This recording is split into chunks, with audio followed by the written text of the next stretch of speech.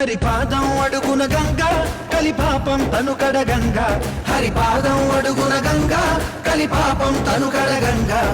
వ్యాసం ఇతిహాసం ఆ వ్యాసుడు ప్రవచించంగా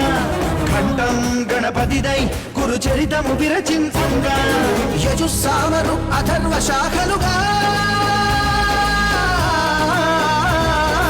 ఓంకారేశ్వరి శ్రీహరినగరి ఇదిగో రాబందరి వైకుంఠేశ్వరి సిరికి నగరి అదిగో మహిమగిరి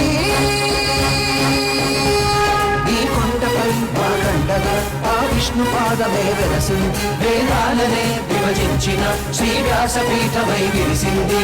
అరగనంద జల సంగీతం శ్రీహరి నామం ఉష్ణకుండ జలధారలలో హరిభక్తుల స్నానం జ్ఞానం మోక్షం వసగే వైకుంఠం